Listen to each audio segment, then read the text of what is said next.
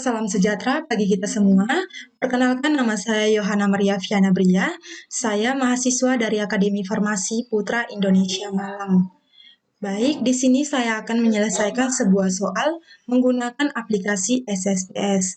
Nah, untuk soalnya yaitu suatu perusahaan perawatan kesehatan melakukan program pengendalian berat badan terhadap proporsi lemak tubuh pada wanita. Pengukuran dilakukan sebelum dan sesudah. Untuk data-datanya bisa dilihat sebagai berikut.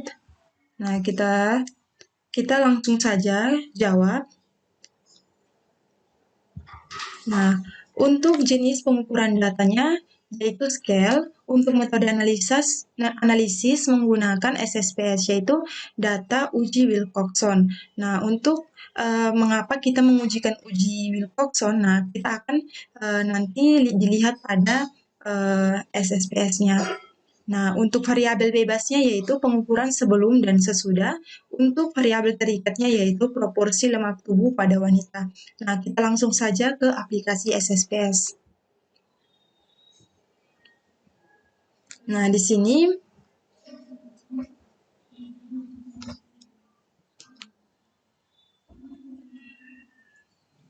sini kita terlebih dahulu ke variabel view, lalu kita edit name-nya itu kita isi sebelum pengukuran, dan yang keduanya itu sesudah pengukuran.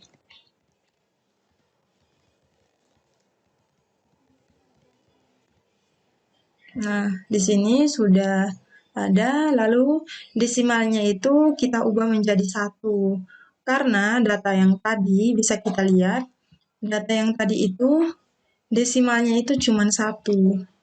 Jadi, di SSPS-nya juga kita ubah menjadi 1. Begitu pula dengan sesudah. Nah, untuk labelnya itu bisa kita kosongkan, dan untuk yang lainnya bisa kita hiraukan. Nah, selanjutnya kita kembali ke data view. Nah, di data view-nya sudah tersedia sebelum pengukuran dan sesudah pengukuran. Nah, untuk sebelum pengukurannya, kita ambil input data dari Word. Nah, kita copy dulu terlebih dahulu sebelum.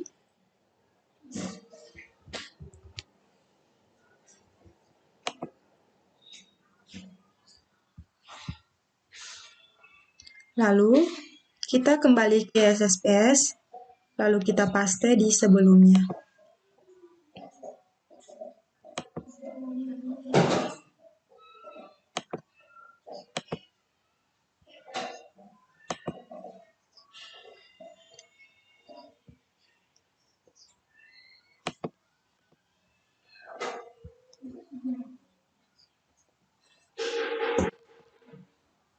Nah, kita paste di sini. Mohon maaf, ini terjadi kesalahan. Jadi kita hapus ini, lalu kita copy ulang. Nah, di sini.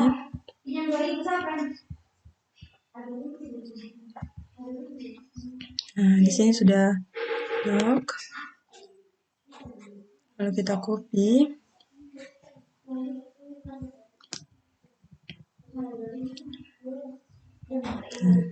Kita kembali ke SSPS, lalu kita paste ini. Nah, di sini sudah tersedia data sebelumnya. Nah, selanjutnya kita copy juga, input juga data sesudah pengukurannya. Nah, di sini.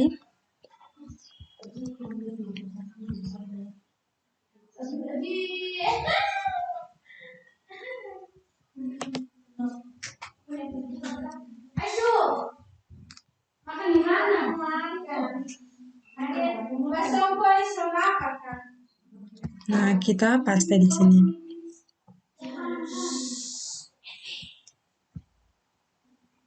Nah, di sini sudah tersedia data sebelum pengukuran dan data sesudah pengukuran. Nah, selanjutnya yaitu untuk mengetahui data ini berdistribusi normal atau tidak, kita akan melakukan terlebih dahulu uji normalitinya. Nah, sebelumnya itu saya sudah menguji terlebih dahulu data ini, dan data ini salah satunya itu tidak berdistribusi normal sehingga digunakan uji Wilcoxon. Nah, untuk memperjelasnya lagi, kita akan melakukan uji ulang, yaitu uji normality terlebih dahulu, yaitu dengan cara kita ke analyze, lalu kita pilih descriptive statistik, lalu kita pilih export. Lalu kita masukkan data sebelum pengukuran dan sesudah pengukuran ke dependent list.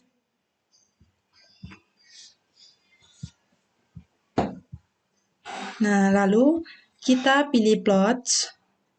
Lalu kita ini pindahkan centang dependent together sama normality plots with test. Setelah itu kita continue, lalu kita klik OK.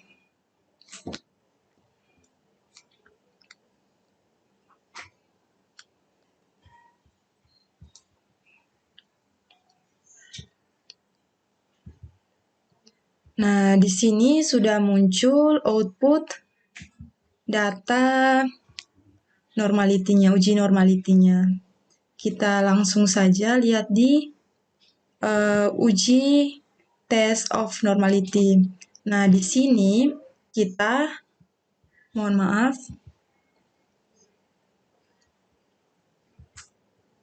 nah, di sini untuk pembacaan nilai SIG-nya itu di Shapiro-Wilk karena sampelnya itu kurang dari 50 sehingga kita menggunakan Shapiro-Wilk. Nah, untuk nilai SIG-nya itu untuk sebelum pengukurannya diperoleh nilai SIG 0,2 dan untuk sesudah pengukuran diperoleh nilai SIG 0,03. Nah, kita bandingkan dengan syaratnya, yaitu jika nilai SIG lebih besar 0,05 maka data itu berdistribusi normal. Nah, kita bisa dilihat di sini nilai SIG untuk sebelum pengukurannya itu 0,2 yang artinya lebih besar dari 0,05. Kesimpulannya data berdistribusi normal. Nah, untuk sesudah pengukurannya yaitu 0,03. Nah, data ini tidak berdistribusi normal karena kurang dari 0,05 sehingga kesimpulannya itu tidak berdistribusi normal.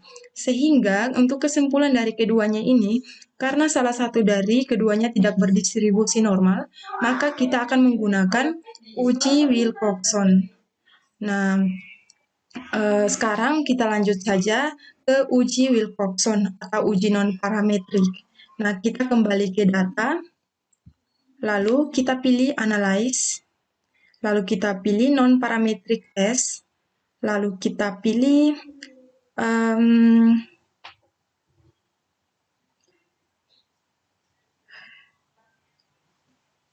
to independent sample.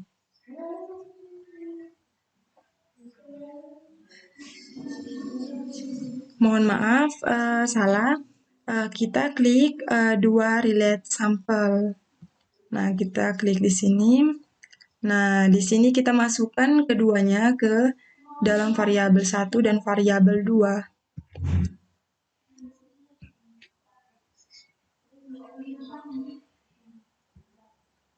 Nah, sudah.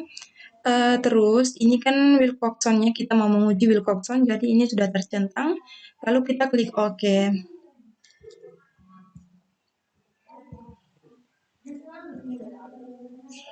Nah, di sini sudah tersedia output untuk uji Wilcoxon.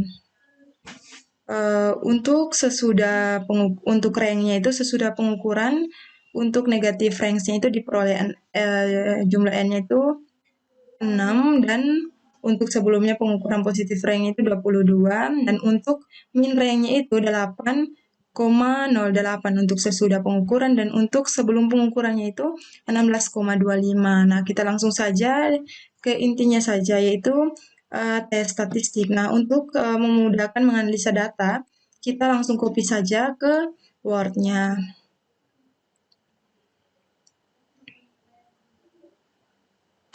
Nah, kita ke Word, lalu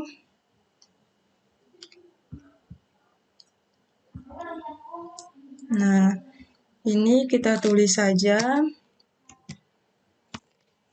uji Wilcoxon. Uji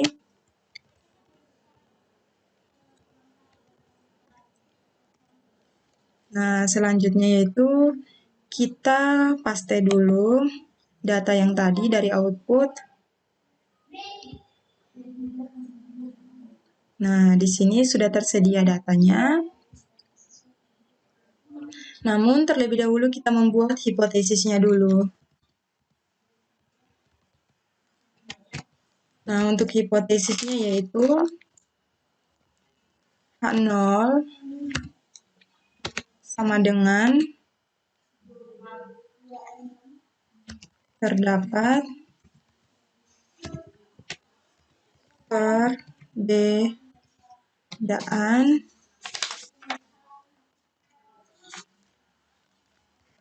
sebelum dan sesudah pengukuran program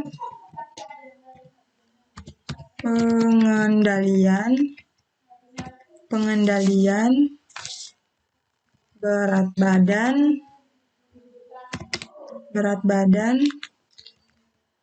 terhadap proporsi lemak tubuh pada wanita.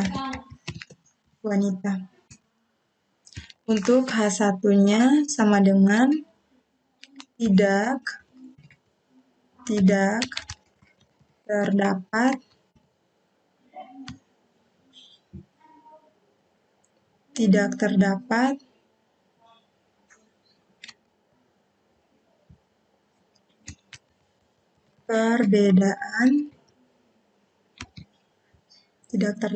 perbedaan. Mohon maaf, untuk H1-nya yaitu kita lanjutkan.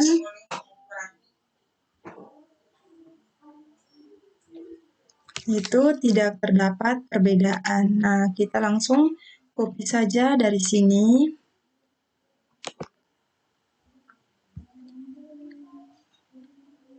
Lalu kita paste di sini.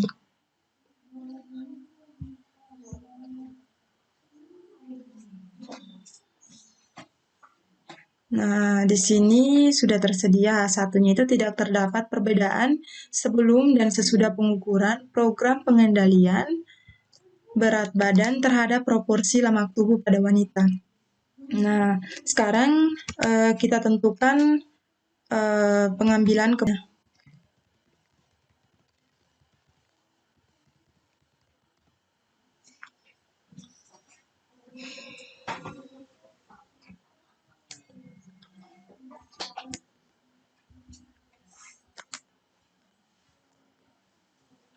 Nah, di sini untuk pengambilan keputusannya yaitu jika nilai sig kurang dari 0,05 maka H0 diterima. Nah, dan jika nilai sig lebih besar 0,05 maka H1 diterima. Sehingga kita bisa lihat dari output yang tadi kita paste di sini yaitu untuk nilai sig 2 toiletnya itu 0,000. Nah, kita taruh di sini diperoleh nilai sig sama dengan 0,000.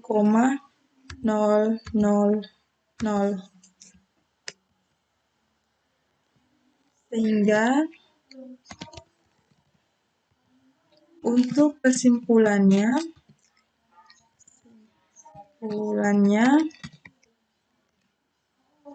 H0 diterima yang artinya terdapat. Nah, langsung saja kita copy di sini ya H0-nya.